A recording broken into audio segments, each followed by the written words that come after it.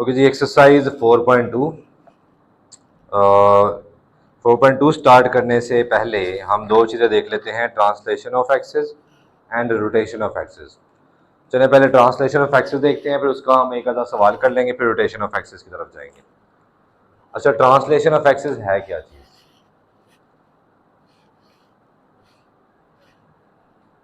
Suppose ये है जी हमारे पास एक्स एक्सिस और वाई एक्सिस। इसे मैं स्मॉल एक्स इंडिकेट कर लेता हूँ, स्मॉल एक्स एक्सिस है, स्मॉल वाई एक्सिस। इसमें जितने भी पॉइंट्स हैं इनफाइनाइट, इन पॉइंट्स को हम कैसे इंडिकेट करते हैं?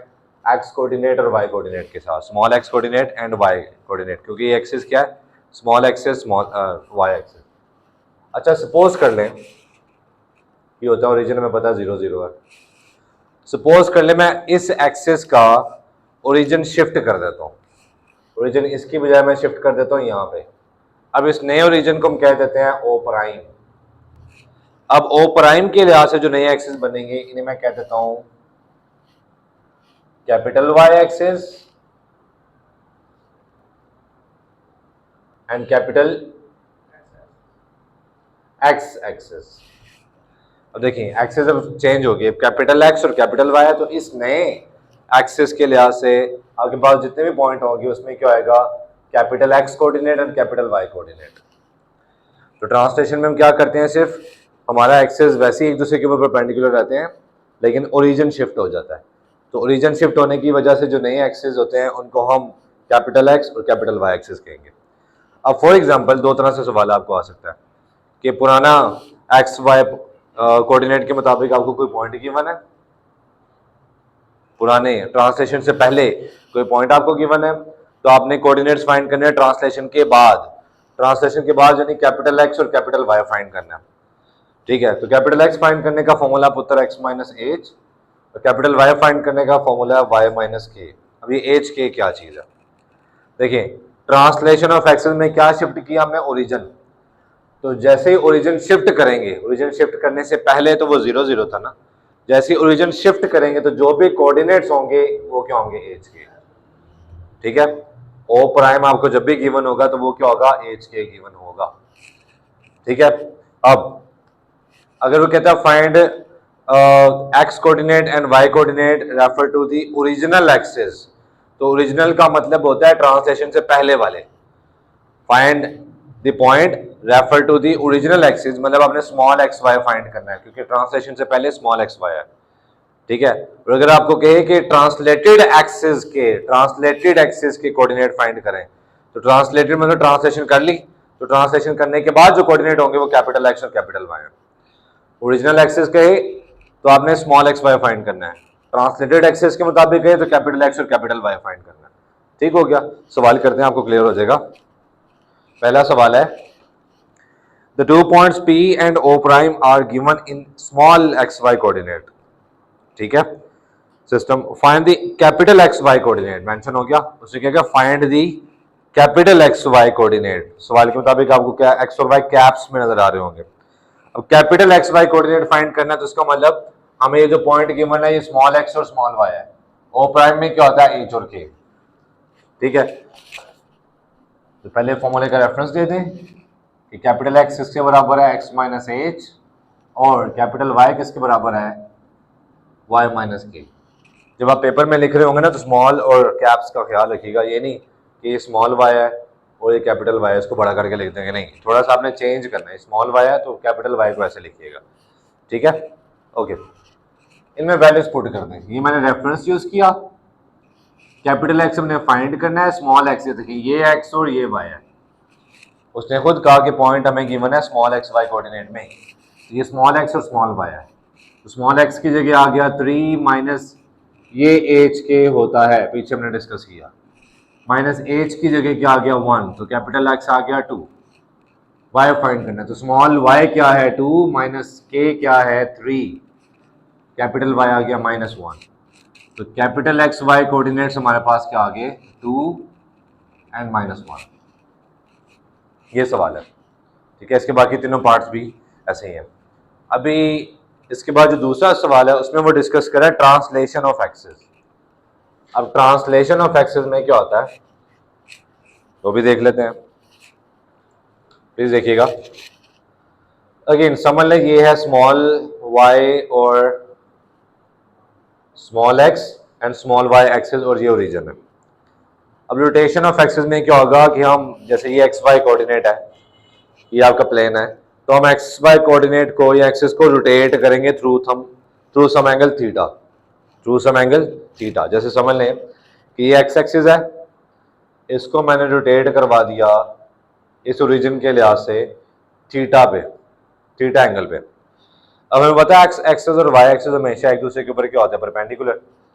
जैसे ही मैंने एक्स एक्सिस को रोटेट किया तो ये स्मॉल एक्स की बजाय कैपिटल एक्स एक्सिस हो गया, और इस कैपिटल एक्स एक्सिस के ऊपर जो परपेंडिकुलर वाई है ये कैपिटल वाई एक्सिस हो गया। ठीक है, तो अगेन यहाँ पे था ट्रांसलेशन के बाद अगर हमने पॉइंट फाइंड करना है तो कैपिटल एक्स कैपिटल वाई, और उसका फॉर्मूला ये था x minus h y minus k. अब यहाँ पे ट्रांसलेशन है, यहाँ पे रोटेशन है, तो रोटेशन से पहले था स्मॉल एक्स वाई, रोटेशन के बाद क्या होगा कैपिटल एक्स कैपिटल वाई। तो अब रोटेशन के बाद अगर मैं निकालना चाह रहा हूँ कैपिटल एक्स कैपिटल वाई, तो उसका फॉर्मूला क्या है, अगर आप गौर से देखेंगे तो भी याद हो जाएगा। देखिए दोनों में पहली वैल्यू कॉस थीटा की होगी, दूसरी वैल्यू साइन थीटा की होगी। पहली वैल्यू कॉस थीटा की होगी, दूसरी वैल्यू साइन थीटा की होगी। थीटा क्या है वो आपको गिवन होगा कि कितने एंगल पे रोटेट किया। सही हो गया। अब एक्स है तो पहले एक्स आ जाएगा, फिर वाई आ जाएगा, वाई है तो पहले वाई आ जाएगा, फिर एक्स आ जाएगा। एक्स वाली वैल्यू पॉजिटिव में दरम्यान में प्लस आ जाएगा और वाई में दरम्यान में माइनस आ जाएगा। ये सारी वैल्यूज आपको गिवन होंगी, तो आप capital x capital y find कर लेंगे। ठीक हो, ओके जी। Question number 2,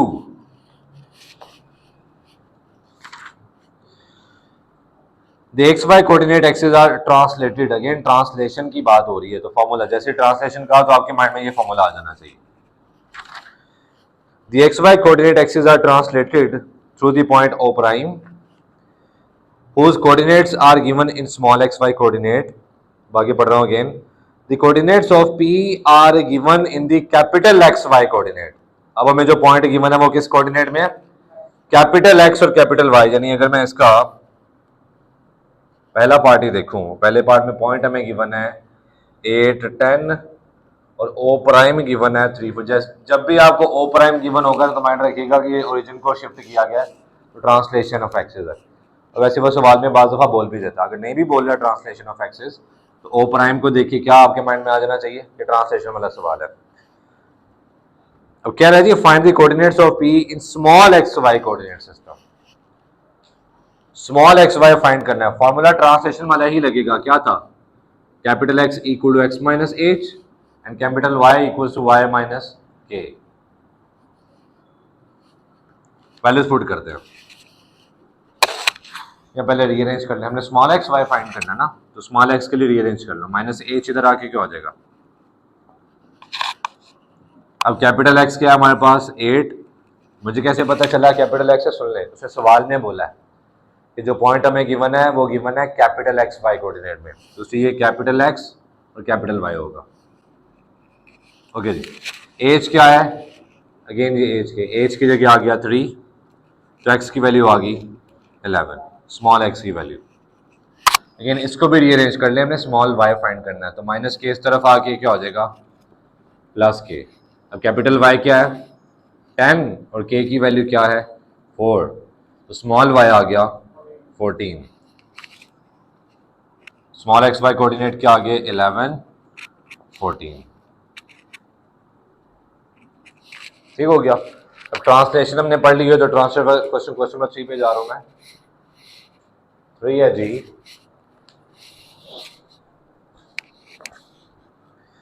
The XY coordinate axes are rotated।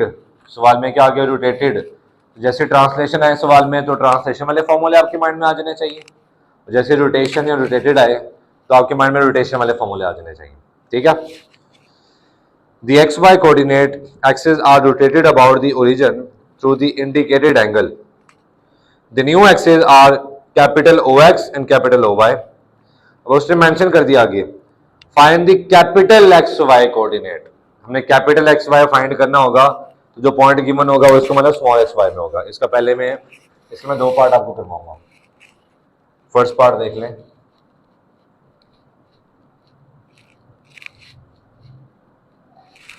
सवाल के मुताबिक कह रहा है find the capital x y, ठीक है, मतलब एक्स और वाई कैप्स में लिखा हुआ है, capital x Y coordinate of the point p with the given small x Y coordinate. मतलब हमें जो गिवन है वो है small x small y, capital x Y find करना है और साथ उसने मेंशन किया कि रोटेशन हुई एक्सिस की। तो रोटेशन के मुताबिक एक्स का फॉर्मूला क्या है, small x cos theta plus small y sine theta. पहले रेफरेंस दिया, अब इसमें वैल्यूज पुट करने लगा। एक्स क्या है जी 5 कॉस थीटा क्या है 45 जी, वाई क्या है 3 साइन थीटा क्या है 45। कोस 45 की वैल्यू 1/√2 होती है। आप कैलकुलेटर से निकालेंगे तो वो डिनोमिनेटर को रैशनलाइज करके देगा। आप कैलकुलेटर वाली वैल्यू भी लिख सकते हैं, दैट इज √2/2। साइन 45 होता है √2/2, 5/√2/2 प्लस 3/√2/2, दोनों का डिनोमिनेटर सेम है तो यही एलसीएम आ जाएगा। 5 + 3 8/√2, 2 और 8 की कटिंग हो रही है तो कैपिटल एक्स आ गया 4/√2। कैपिटल वाई भी तो फाइंड करना है, वो किसके बराबर है देखिए,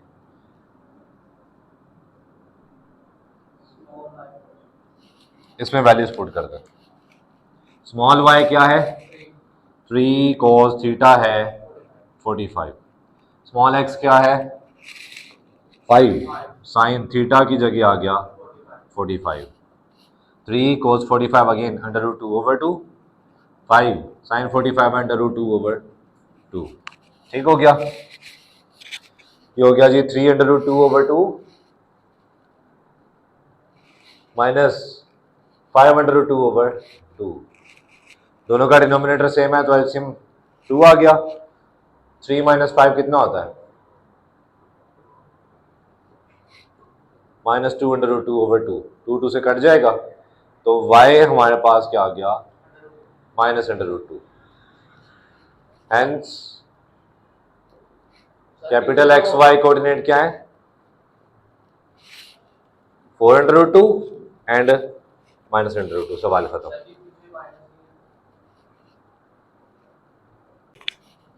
ओके जी, सेम क्वेश्चन नंबर 3 का 4th पार्ट हम कर रहे हैं। इसमें हमें सवाल के मुताबिक small x Y coordinate system के मुताबिक पॉइंट गिवन है, मतलब आपको जो पॉइंट गिवन है वो स्मॉल एक्स और स्मॉल वाई है। आपने capital x Y coordinate system के मुताबिक पॉइंट फाइंड करना है, यानी कैपिटल एक्स और कैपिटल वाई फाइंड करना है। लेकिन इस केस में देखें लिखा होगा theta equals to arc tan 1/3। अब आर्क tan का मतलब होता है tan इनवर्स, और आप tan इनवर्स 1/3 करेंगे तो डेसिमल में आपका आंसर आएगा, जो कि हम as it is decimal answer theta की जगह यूज नहीं कर सकते। तो इस केस में क्या करेंगे आप सामने देखिएगा। फिलहाल में गिवन है theta equals to arc tan यानी tan इनवर्स 1/3। tan इनवर्स इस तरफ आके क्या हो जाएगा tan थीटा इक्वल्स टू 1/3। सही है, मैं tan थीटा की मदद से देखें फॉर्मूला क्या है, x का फॉर्मूला था x cos theta plus y sin theta, और इस तरह y का फॉर्मूला था y cos theta minus x sin theta. हमें x sin थीटा और cos थीटा की वैल्यू चाहिए। ये स्मॉल x y तो हमारे पास है ये, और थीटा भी चाहिए था, लेकिन थीटा जो में गिवन है वो डेसिमल में है, और यहाँ डेसिमल की वैल्यू पुट करेंगे तो हमारा आंसर बेटर नहीं आएगा, अच्छा नहीं आएगा। तो हम क्या करते हैं, थीटा की बजाय पूरे cos थीटा या पूरे sin थीटा की वैल्यू निकाल लेते हैं। कैसे निकालेंगे देखिएगा। हमें पता है tan किसके बराबर होता है, tan थीटा होता है परपेंडिकुलर ओवर बेस। तो अगर मैं राइट एंगल ट्राइंगल बनाऊं तो परपेंडिकुलर क्या होता है, अगर ये थीटा है तो थीटा के सामने परपेंडिकुलर आ गया 1 और बेस क्या है 3। अगर मैं हाइपोटेन्यूज निकाल लूं तो cos थीटा और sin थीटा निकल आएगा। ठीक है, एक हम रफ में कर लेते हैं। हमें पता है hypotenuse square is equal to perpendicular square plus base square है। हाइपोटेन्यूज हमने फाइंड करना है, परपेंडिकुलर का स्क्वायर यानी 1 का स्क्वायर 1, बेस का स्क्वायर यानी 3 स्क्वायर 9, तो हाइपोटेन्यूज स्क्वायर आ गया 10। मुझे स्क्वायर खत्म करना है तो दोनों तरफ स्क्वायर रूट ले लूंगा, हाइपोटेन्यूज आ गया 10 स्क्वायर रूट 10, हाइपोटेन्यूज आ गया स्क्वायर रूट 10। परपेंडिकुलर 1 है और बेस आपके पास क्या है 3। अब कोस थीटा का फॉर्मूला हमने क्या पढ़ा हुआ है? कोस थीटा क्या पढ़ा हुआ है? Base over hypotenuse. और साइन थीटा क्या पढ़ा हुआ है? Perpendicular over hypotenuse. Values put कर दें बस। बेस क्या है 3, हाइपोटेन्यूज क्या निकाले √10, ये कोस थीटा की वैल्यू आ गई।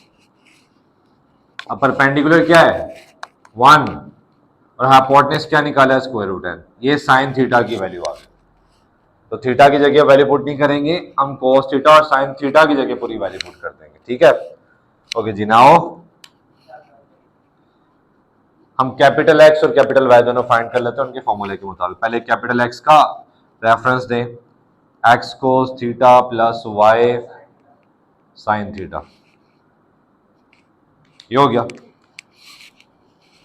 अब स्मॉल एक्स वाई में गिवन है, एक्स क्या है 15, कोस थीटा पूरे की वैल्यू क्या है हमारे पास 3/√10 प्लस वाई हमारे पास क्या है 10 और साइन थीटा पूरे की वैल्यू क्या है 1/√10।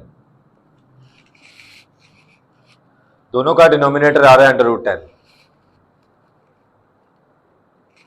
ऊपर आ जाएगा 15 × 3 45 प्लस 10 × 1 10, तो कैपिटल एक्स पुत्र आ गया 55/√10, ये एक्स आ गया।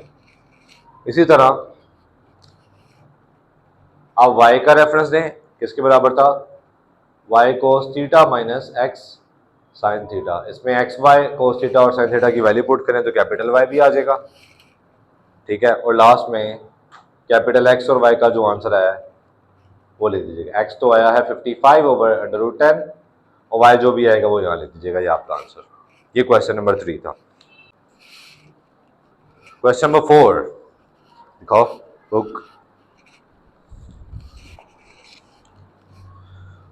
4 है जी, the small x Y code. देखिए मैं स्मॉल पढ़ रहा हूँ क्योंकि स्मॉल लिखा होता है, जब ऐसे लिखा होता है ना सवाल में तो मैं इसको एक्स वाई नहीं, इसको मैं स्मॉल एक्स वाई पढ़ता हूँ, और जब ऐसे लिखा हो तो उसको मैं एक्स वाई नहीं, इसको मैं कैपिटल एक्स वाई पढ़ता हूँ। ठीक है, the small x Y coordinate axis are rotated about the origin. Again rotation की बात हो रही है तो रोटेशन वाले फॉर्मूले लगेंगे।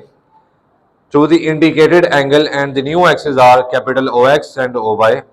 Find small x Y coordinate. अब हमने क्या फाइंड करना है स्मॉल एक्स स्मॉल वाई, तो आगे पढ़ने की जरूरत नहीं है। तो हमें जब जो पॉइंट गिवन होगा वो कैपिटल एक्स और कैपिटल वाई गिवन होगा। जैसे इसका फर्स्ट पार्ट, इसमें पॉइंट गिवन है हमें -5 3 और थीटा गिवन है 30 डिग्री। सही हो गया।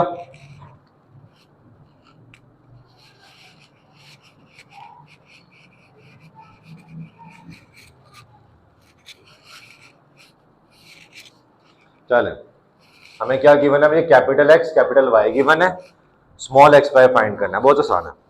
पहले तो आप रेफरेंस दें कि कैपिटल एक्स का फॉर्मूला हमने क्या याद किया रोटेशन के केस में।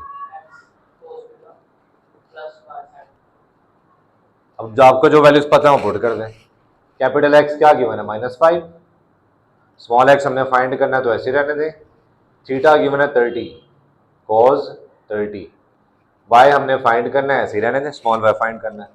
साइन थीटा क्या है 30, एक्स कोस 30 होता है √3/2, साइन 30 होता है 1/2। कैलकुलेट कर लीजिएगा, दोनों का डिनोमिनेटर सेम है तो एलसीएम 2 आ गया। यहाँ ऊपर आ गया √3x और यहाँ ऊपर आ गया y। 2 इस तरफ आके मल्टीप्लाई होएगा -10 √3x प्लस y। ये एक इक्वेशन आ गई in terms of x y. मैं यहाँ से y की वैल्यू निकाल लेता हूँ क्योंकि y की वैल्यू निकालना आसान है। ये पूरी वैल्यू यहाँ प्लस और इधर आके क्या हो जाएगी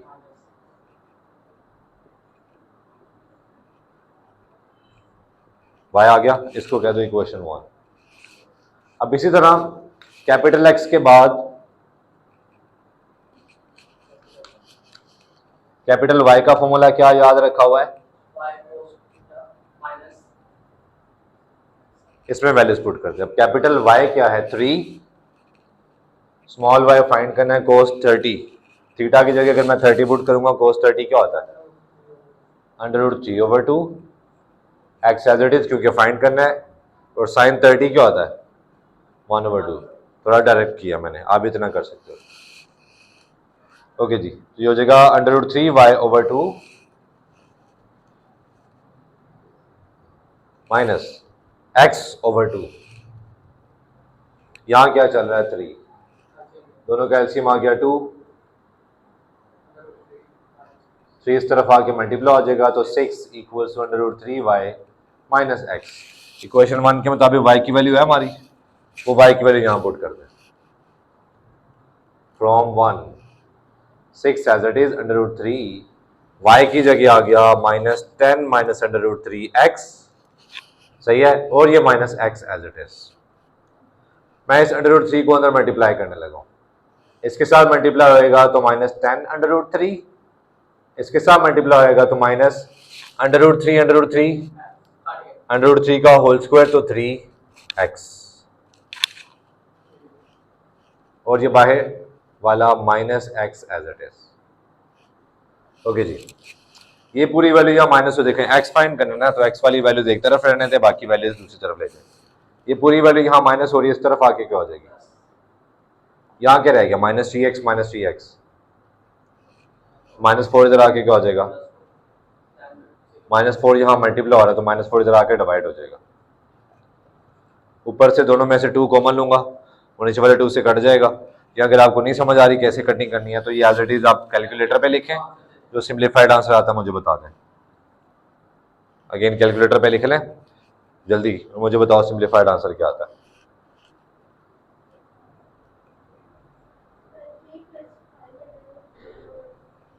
ये आएगा,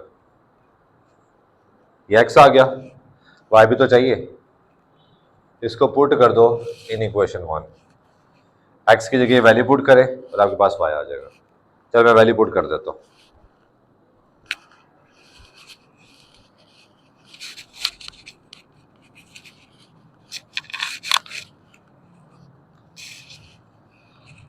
जी -10 माइनस √3 और x की जगह पुट करना हमने -3 -5 √3/2 और equal to y as it is.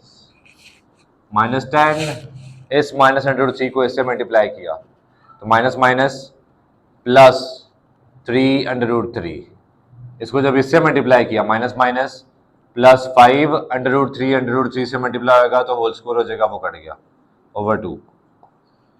इसका एलसीएम ले लें। अगेन अगर नहीं एलसीएम लेना आता, समझ नहीं आता, तो एज इट इज कैलकुलेटर पे लिखें और मुझे बता दें क्या आंसर आता है।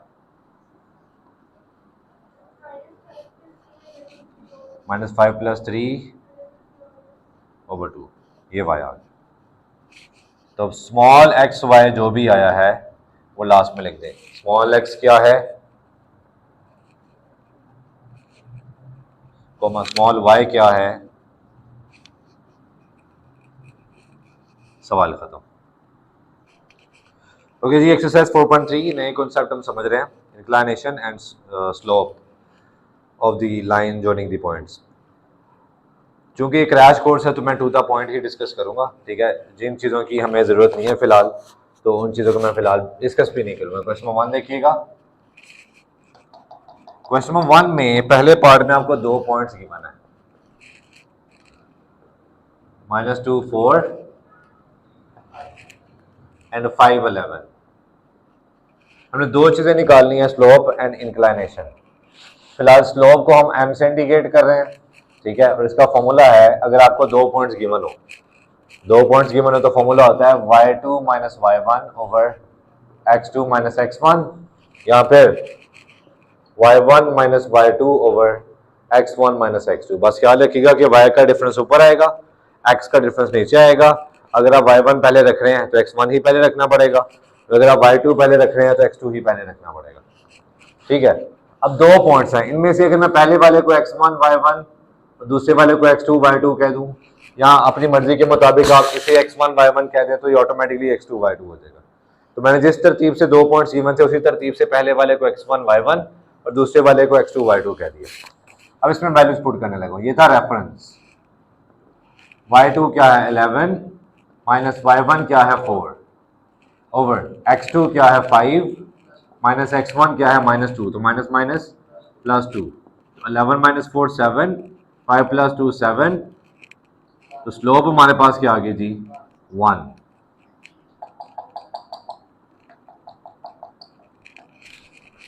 सवाल खत्म नहीं हुआ, सवाल है जी फाइंड द स्लोप, जो कि फाइंड कर ली, and inclination of the line.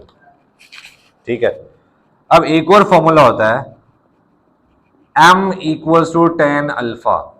अब ये अल्फा जो है ये इंक्लाइनेशन होता है कि वो जो भी स्लोप है वो पॉजिटिव एक्स एक्सिस के साथ क्या एंगल बना रही है। अब अल्फा की एक रेंज भी एमसीक्यू में बता देता हूं, अल्फा हमेशा 0 और 180 के दरमियान होगा। अल्फा हमेशा क्या होगा 0 और 180, और इंक्लाइनेशन यानी एक एंगल है, इसको हमेशा अल्फा के साथ इंडिकेट करेंगे, थीटा नहीं लिखना। इंक्लाइनेशन एक स्पेसिफिक है तो वो आप अल्फा के साथ इंडिकेट करेंगे। ठीक है, मतलब स्लोप का पॉजिटिव एक्स एक्सिस के साथ जो एंगल होता है एंटी क्लॉकवाइज वो अल्फा से इंडिकेट करेंगे। मैंने रेंज आपके सामने लिख दी है। अब ये भी एक फॉर्मूला है, इस फॉर्मूले की मदद से हम अल्फा निकालने लगे। चूंकि एम हमने निकाल लिया हुआ है, एम की जगह 1 पुट कर लें, tan alpha as it is, alpha निकालना है तो tan इस तरफ आके क्या हो जाएगा tan इनवर्स ऑफ 1, और tan इनवर्स 1 क्या होता है 45 डिग्री। ये आगे जी इंक्लाइनेशन, सवाल खत्म। इसी तरह बाकी पार्ट्स में भी आप 2 पॉइंट्स की मदद से पहले आप स्लोप निकालेंगे, ये फॉर्मूला यूज करते हुए स्लोप निकल आएगी, फिर इस फॉर्मूले की मदद से आप अल्फा निकाल लेंगे, इंक्लाइनेशन निकाल लेंगे। ठीक है,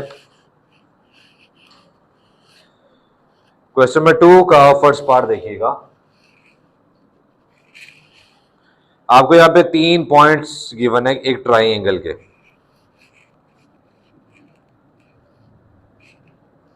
अच्छा, मैं इन 3 पॉइंट्स को गैस कर रहा हूँ, ये 3 पॉइंट्स कहाँ पे आएंगे। जैसे एक पॉइंट है 8 6, तो मैं लिख भी लेता हूँ 8 6, बी है -4 2, सी है -2 -6। ओके, 8 6 यानी एक्स पॉजिटिव है, तो समझ लें 8 यहाँ पे है, वाई पॉजिटिव 6 है, तो पॉजिटिव वाई ऊपर आएगा, ये आ गया ए। सपोज कर लें ये आ गया ए।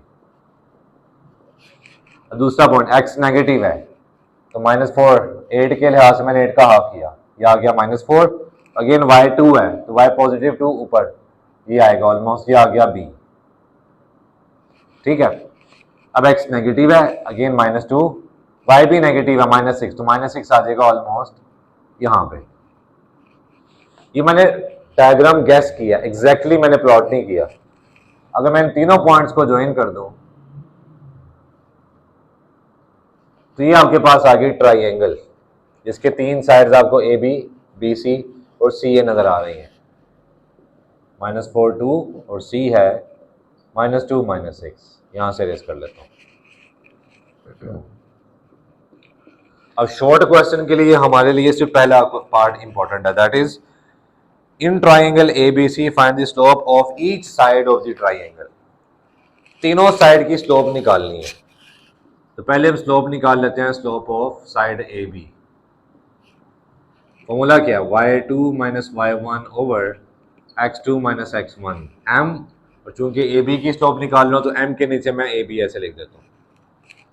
ठीक है, अच्छा ए और बी में से जिस मर्जी पॉइंट को आप x1 y1 कहते हैं तो ऑटोमेटिकली दूसरा क्या हो जाएगा x2 y2। लेकिन मैं तरतीब फिक्स कर लेते हैं, फर्क नहीं पड़ता, लेकिन फिक्स कर लेते हैं। ए पहले है तो इसको x1 y1 सपोज कर लेते हैं, बी बाद में है तो इसको x2 y2 सपोज कर लेते हैं। ओके जी, ए बी, तो ये आ गया y2 minus y1 over x2 minus x1 है 8, वैल्यूज पुट किए हैं बस।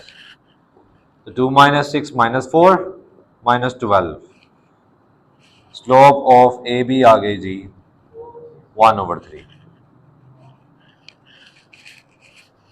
अब इसी तरह slope of side B C निकालने लगा, इसको भी मैं m और इसके नीचे बी सी लिख देता हूँ। अब b को मैं x1 y1 और c को x2 y2 कह देता हूँ, तो y2 minus y1 over x2 minus x1, तो माइनस माइनस +4 हो जाएगा, -8 ओवर 2, तो बी सी की स्लोप आ गई -4। इसी तरह आप स्लोप ऑफ सी ए या ए सी निकाल लेंगे। ठीक है, ये मेरा ख्याल है काम आप कर लेंगे। क्वेश्चन नंबर 3 देखिएगा। 3 by means of slopes show that the following points lie on the same line। 3 points given है, मैं सपोज कर लेता हूं। पहले पॉइंट को ए का नाम दे देते हैं, दूसरे पॉइंट को बी का नाम दे देते हैं और तीसरे पॉइंट को सी का नाम दे देते हैं। अब bye means of slope, slope की मदद से हमने बताना है कि ये तीनों पॉइंट्स क्या है, कोलिनियर। बहुत आसान काम है। कोलिनियर मतलब ये तीनों पॉइंट्स एक ही लाइन के ऊपर आ रहे हैं। देखते हैं, दो कर लेते हैं, एक और करा दूंगा। ओके, अच्छा देखिए 3 पॉइंट्स हैं, इनके 3 ही कॉम्बिनेशन बनते हैं, ए बी, बी सी, सी ए। तो आप इन 3 कॉम्बिनेशन में से कोई सी 2 की स्लोप निकाल लो बस। इन 3 कॉम्बिनेशन में से कोई सी 2 की स्लोप निकाल लो। अगर वो दोनों स्लोप बराबर आ गई तो ये तीनों पॉइंट्स कोलिनियर होंगे, वरना नहीं होंगे। जैसे ए बी की स्लोप निकाल लेते हैं, तो ए को x1 y1 और बी को x2 y2 कह रहा हूं, तो फॉर्मूले के मुताबिक y2 माइनस y1 तो minus minus +3, x2 minus x1 तो माइनस माइनस +1, ये हो जाएगा 8/2। 8/2 कितना होता है, 4। ये ए बी की स्लोप निकला है। अब मुझे बताएं बी सी की स्लोप निकालूं या सी ए की। ओके, बी सी की स्लोप निकाल लेते हैं। मैंने कहा बस कोई से 2 कॉम्बिनेशन की स्लोप निकालेंगे, तीनों की नहीं। बी सी की स्लोप, तो बी को x1 y1 और सी को x2 y2 कह देते हैं। तो y2 minus y1 x2 minus x1 क्या होता है, 4/1। 4/1 क्या होता है, 4। दोनों की स्लोप बराबर आ रही है, hence given points are collinear. Lie on same line भी लिख सकते हो। इसका डी पार्ट भी देखिएगा। डी पार्ट में भी 3 पॉइंट्स हैं। इन तीनों पॉइंट्स को अगेन लेट कर लेता हूं, ए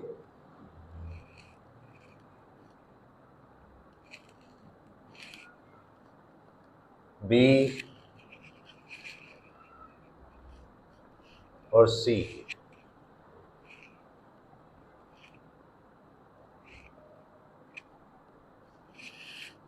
अगेन कोई से 2 कॉम्बिनेशन की स्लोप निकालेंगे बस। अगर वो दोनों स्लोप बराबर आ गई तो वो दोनों तीनों पॉइंट्स क्या हो जाएंगे, कोलिनियर, वरना वो क्या होंगे, नॉन कोलिनियर। तो पहले ए बी की स्लोप निकाल लेते हैं। y2 minus y1 x2 minus x1, a b minus 2b कितना होता है, minus b c minus a. ये ए बी की स्लोप निकल आई। अब किसकी निकालनी है, बी सी। ओके, जिसकी मर्जी निकाल सकते हैं, बी सी। अब अगेन y2 माइनस y1, तो माइनस की वजह से मैं इसको ब्रैकेट में लिख रहा हूं, x2 माइनस x1। सही है, मैंने b को x1 y1 और c को x2 y2 सपोज किया। ठीक है, सिंप्लीफाई कर लो, ब्रैकेट्स ओपन कर रहा हूं। 2a माइनस की वजह से दोनों के sign change, 2c minus c, c और ये minus a as it is. 2a minus a होता है a minus b, c minus a। a minus b, c minus, दोनों बराबर आ रहे हैं, hence given points are collinear. ठीक हो गया। क्वेश्चन नंबर 4 है जी बेटा, find k so that the line joining A B, यानी ए बी एक लाइन है, and the line joining C D, और सी डी दूसरी लाइन है, are parallel and perpendicular. 2 parts की मन है। उससे पहले एक चीज याद रखिएगा पुत्र, कि अगर लाइन 1 लाइन 2 2 लाइन्स हैं और दोनों लाइन्स हैं पैरेलल, तो इन दोनों की जो स्लोप है वो हमेशा सेम होगी, बराबर होगी। लेकिन अगर लाइन 1 और लाइन 2 दोनों परपेंडिकुलर हैं, तो इस केस में दोनों लाइन की स्लोप्स का प्रोडक्ट, जब मैं दोनों की स्लोप को मल्टीप्लाई करूंगा तो आंसर हमेशा -1 आएगा। ठीक है, ओके शुरू करते हैं। पहले हमें इन दोनों साइड्स की स्लोप चाहिए, ए बी और सी डी की। ए बी की स्लोप निकाल लो तो वही फॉर्मूला, दो पॉइंट्स गिवन हो तो एक ही formula y2 minus y1 over x2 minus x1। तो y2 minus y1 over x2 minus x1 minus 9 over k minus 7। जी ए बी की स्लोप के बाद सी डी की स्लोप, अगेन सी को x1 y1 और डी को x2 y2 कह रहा हूं, तो y2 minus y1 over x2 minus x1, तो माइनस माइनस प्लस हो गया, या जी माइनस 1 ओवर माइनस 2, तो माइनस माइनस से कट जाएगा और सी डी की स्लोप आ गई 1 ओवर 2। ठीक हो गया। अब दो पार्ट्स हैं इस सवाल में के फाइंड करने के लिए। एक पार्ट में कह रहे हैं जी कि दोनों लाइंस है पैरेलल,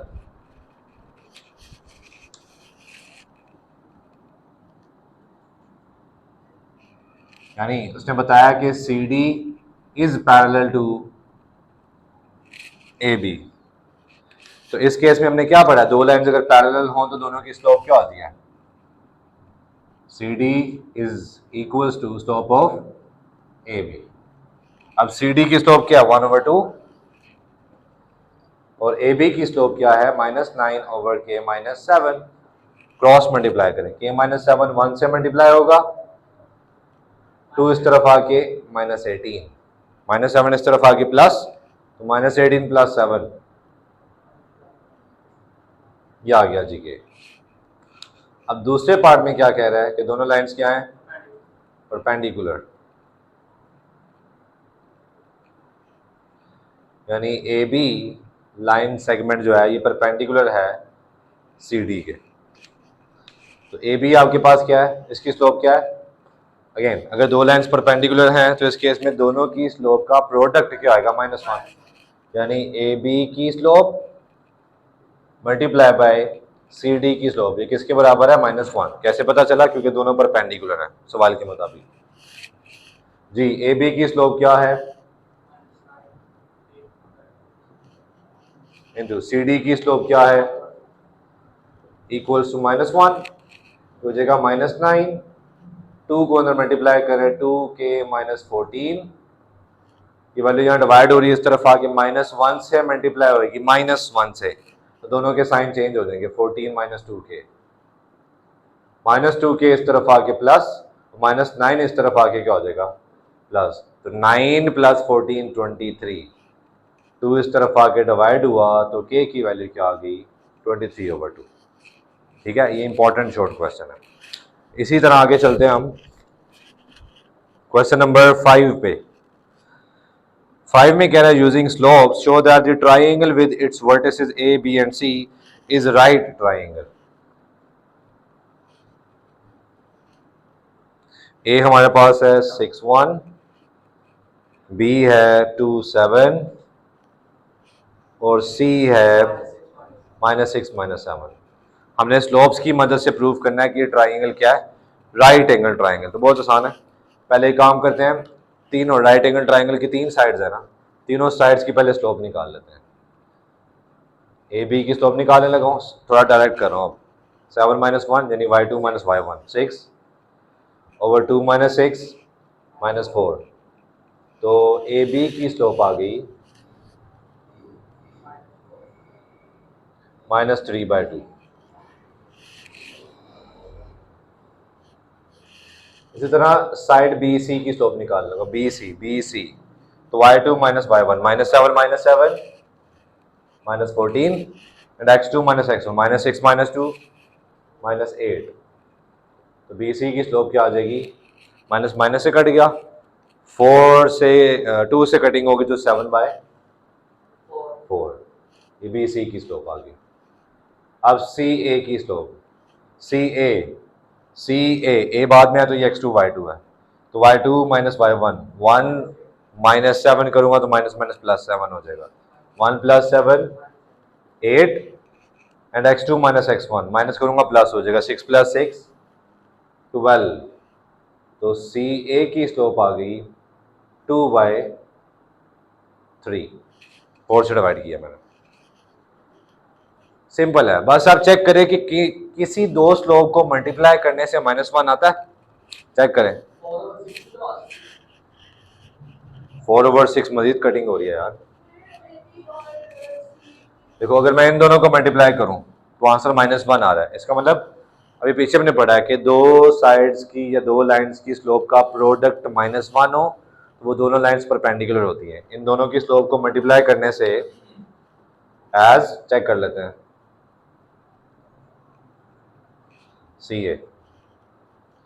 ए बी की स्लोप है -3/2 और CA की है 2/3।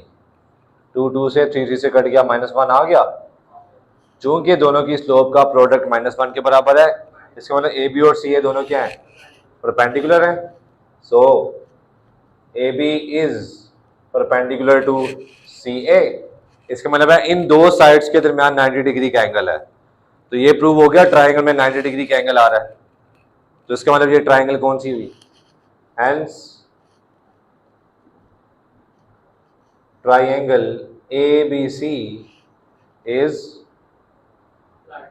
राइट ट्राइंगल या राइट एंगल ट्राइंगल।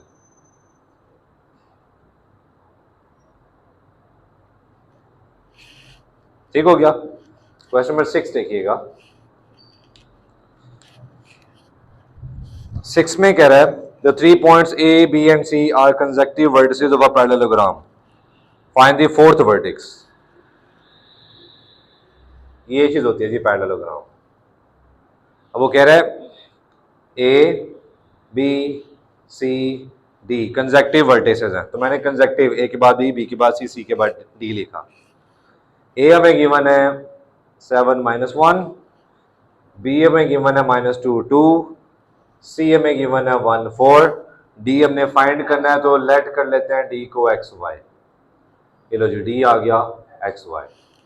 अब चूंकि पैरेललोग्राम की प्रॉपर्टी के मुताबिक हमें पता है कि ऑपोजिट साइड्स क्या होती हैं, पैरेलल। तो इन दोनों की स्लोप निकाल के इक्वेट कर देता हूं, क्योंकि पैरेलल लाइन है तो इनकी स्लोप बराबर होगी, पीछे पड़ा भी। और ये भी दोनों पैरेलल है तो इन दोनों की स्लोप भी बराबर कर देते हैं, इक्वेट कर देते हैं। ओके, एज AD की स्लोप किसके बराबर होगी, BC के। क्यों, क्योंकि ये दोनों पैरेलल है। हमें बताने की जरूरत नहीं कि as AD is parallel to BC, उसने खुद कह दिया है सवाल में कि पैरेललोग्राम है। बस आप जो चीज गिवन है यूज करें। अब AD की स्लोप निकालने लगाओ। A को x1 y1 और D को x2 y2 कहना। तो y2 माइनस y1 माइनस करूंगा प्लस हो जाएगा, तो y plus 1 and x minus 7, y2 minus y1 x2 minus x1। Clear. BC है जी BC, तो ये x1 y1 x2 y2 suppose कर लिया। तो y2 minus y1 4 minus 2 and x2 minus x1, तो माइनस माइनस प्लस 2 हो जाएगा। y plus 1 over y minus 7, 4 minus 2 होता है जी 2, सॉरी x, थैंक यू। सही है, क्रॉस मल्टीप्लाई करें तो एक ही क्वेश्चन आ जाएगी।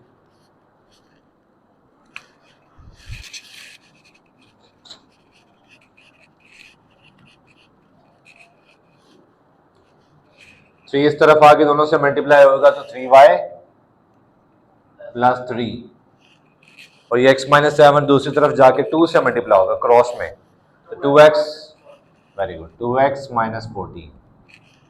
बेशक रीअरेंज कर लें, सारी वैल्यूज एक तरफ ले जाए, सारी एक तरफ ही ले आते हैं। 2x इधर आके क्या आ जाएगा, माइनस 2x, माइनस 14 इधर आके प्लस होगा, तो 3 प्लस 14 17, या बेशक कांस्टेंट एक तरफ ले आए, 3 इधर आके माइनस होगा तो माइनस 17। ये आ गई question 1।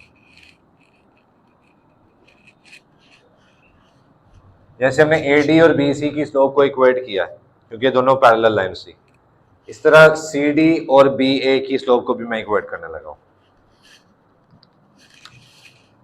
Also slope of CD, ये भी किसके इक्वल होगी, स्लोप ऑफ BA या AB,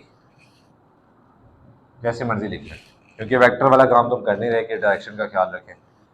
ओके जी, CD की स्लोप, मैं C को x1 y1 और D को x2 y2 कह रहा हूं जी। y minus 4 and x minus 1। A B, A को x1 y1 और बी को x2 y2 कहने लगा जी। Very good. 2 + 1 -2 -7, शाबाश। 3/-9 कटिंग हो रही है, क्या जाएगा 1/-3, क्रॉस मल्टीप्लाई करते, -3 मल्टीप्लाई होएगा तो -3y + 12, 1 से मल्टीप्लाई होएगा तो x - 1, ठीक है। x इधर आके क्या हो जाएगा -x, और 12 इधर आके क्या हो जाएगा -12, ये होगी जी -12 - 1 -13, ये होगी जी इक्वेशन 2। -12 - 1 -13 होता है, +12 +1 +13 होता है, ठीक है। अब इन दोनों इक्वेशन को देखें जरा, इसमें 3y है, इसमें -3y है। अगर मैं दोनों इक्वेशंस को प्लस कर दूं तो y कट जाएगा, x आ जाएगा। फिर x की वैल्यू इन दोनों में से जिसमें मर्जी पुट कर दीजिएगा तो y भी आ जाएगा, तो आपका D पॉइंट यानी x y आ जाएगा। क्लियर कर लेते हैं अभी।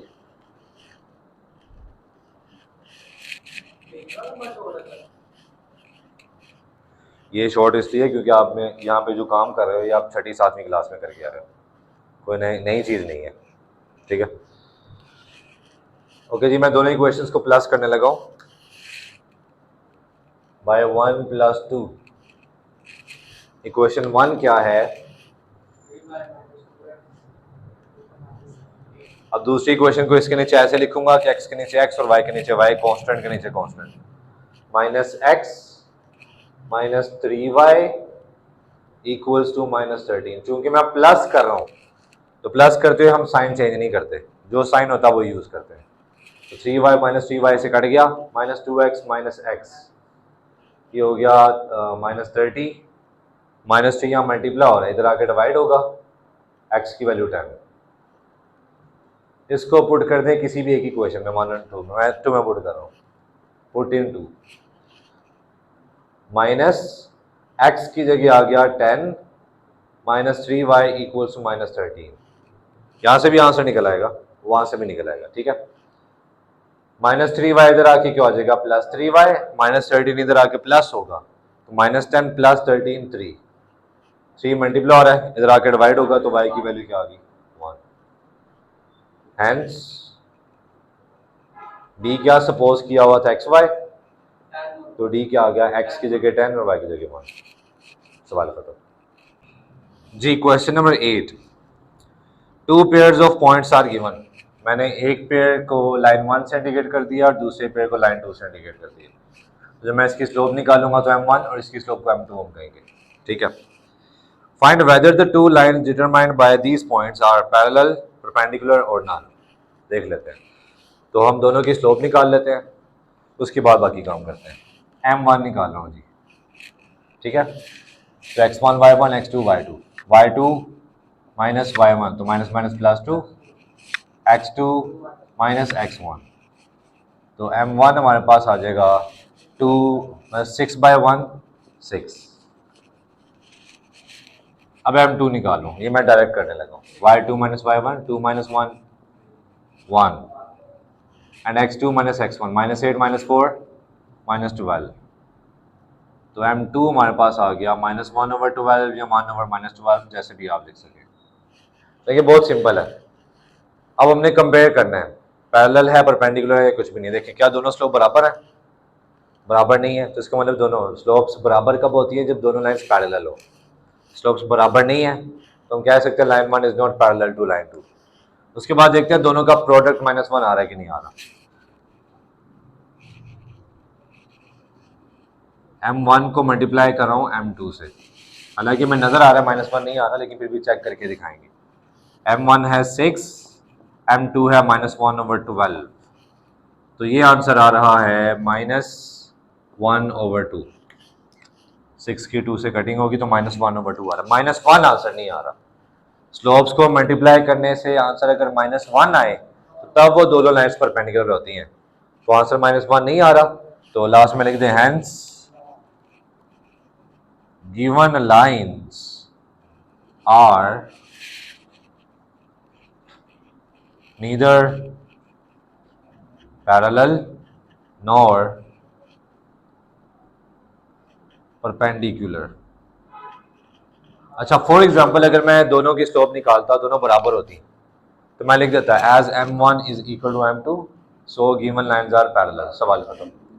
या फॉर एग्जांपल बराबर नहीं है लेकिन मल्टीप्लाई करने से आंसर -1 आ रहा है, फिर मैं लिख देता है as m1 into m2 equals to -1 so given lines are perpendicular. ये बताना जरूरी है क्योंकि उसने पूछा है, अगर आप नहीं बताएंगे ना ये चीज तो 1 नंबर कटेगा। ठीक है, चलो।